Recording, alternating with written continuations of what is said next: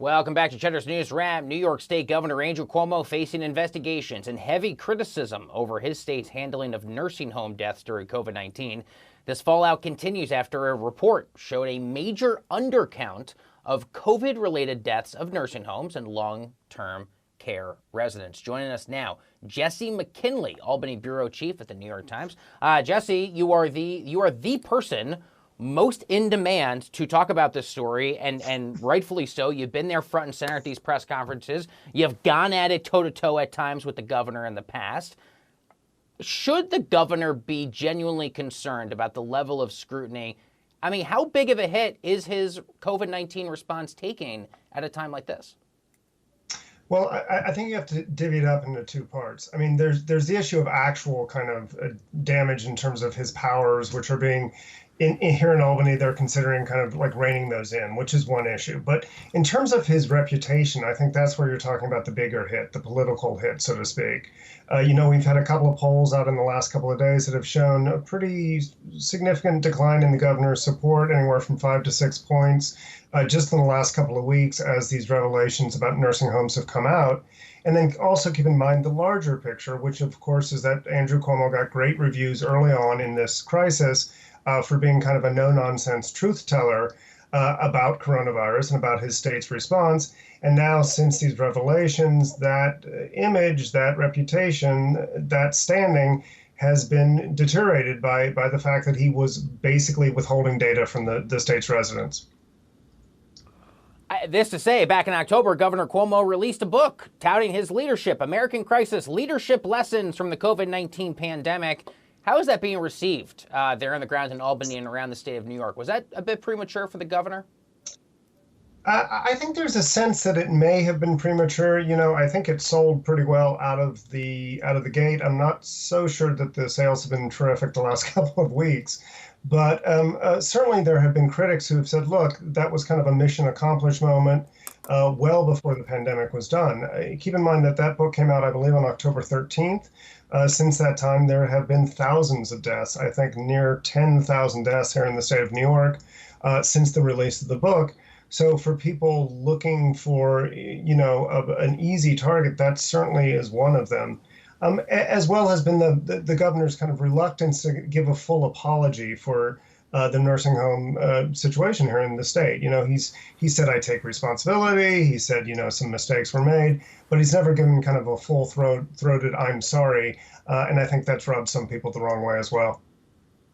Let's talk about New York State Assemblyman Ron Kim, because he has certainly been in the headlines as of late. For viewers who are familiar with the name, understand there is significant strife between the Assemblyman and Governor Cuomo. What has the back and forth the last few weeks specifically leading up to Assemblyman Kim's call to impeach Governor Andrew Cuomo? What's the background that's important for people to know? Well, once again, this goes back to kind of a personality issue. A couple of weeks ago, when the New York Post first reported that the Cuomo administration basically stonewalled these numbers from state lawmakers, the governor reportedly, according to us and CNN and other publications since, basically called up Ron Kim, an assemblyman from Queens, and shouted at him and said, look, if you don't retract your comments, your critical comments about me, I'm going to damage your career. I'm going to tell people you're a jerk. I'm going to tell you people you're unethical, etc. And then as our story and CNN's story was about to publish, the governor went out and did exactly that and said basically that Ron Kim was unethical and possibly even criminal.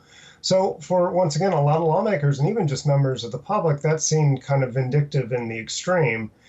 And so I think that once again goes back to his reputation. He had come out early in these press conferences last year in the early days of this pandemic and been a very kind of sympathetic figure, a steady figure for a lot of people who watch those press conferences day after day after day. And for him to be, kind of shouting at someone and threatening someone, that does not seem like the guy they were introduced to last year. So I'm going to get to this in one second. Since you mentioned those press conferences, Jesse, you've been there a lot of times. People who will watch the Cuomo press conferences will remember him going at it with reporters. And, for those of us here in Washington who cover, there's a naturally adversarial relationship at times with those of us on this side as journalists and the people that we are covering. Has it made your job more difficult to have the governor in such a public fashion directly go after you for the tone and tenor of some of your questions? It kind of depends on the day. I mean, a lot of times, the governor will certainly tangle with the press. I've certainly tangled with him. Other reporters have tangled with him. I think on some level he likes tangling with the press. He likes to joust both, conversationally and policy wise. But we wrote a story in the Times on Monday that basically outlined, him going past, jousting with the press and jousting with staff, berating staff and getting angry at fellow lawmakers and really using some nasty language in reference to people that have either been elected or people that are working for him. And I think that has been a pattern for Andrew Cuomo over years and years and years, as you mentioned, a propensity for attacking the press, which is once again common to a lot of politicians, beating up the media. But Andrew Cuomo has been doing it for a long time. So back to Assemblyman Kim, he is calling for impeachment. He authored a new piece in Newsweek. He refers to it as the governor's predatory inclusion syndrome.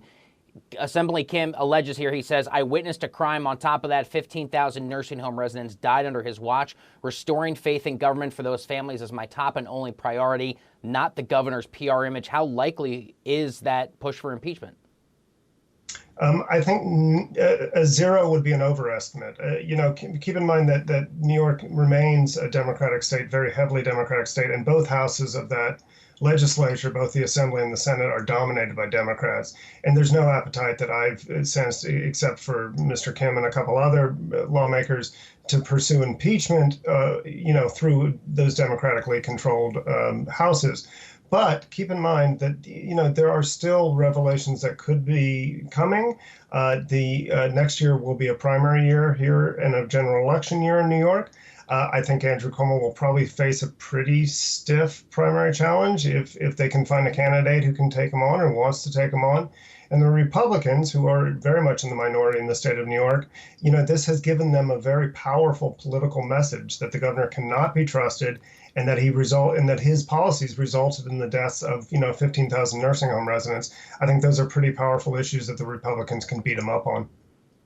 Yeah, Congressman Tom Reed, one of the Republicans here in Washington, has been in the headlines about potentially floating that challenge there. Jesse, keep doing the work. You don't need me as another reporter to tell you this, but what you do inside that room is so important to hold truth to power, to hold people's feet to the fire, regardless whether or not they have a D or an R next to their names. And you have the backing, my friend, of every reporter who's been in those circumstances. I am thankful for the work that you and your colleagues have done. Jesse McKinley, Albany Bureau Chief at the New York Times, thanks a lot for taking the time on a really important story. Great to have you here.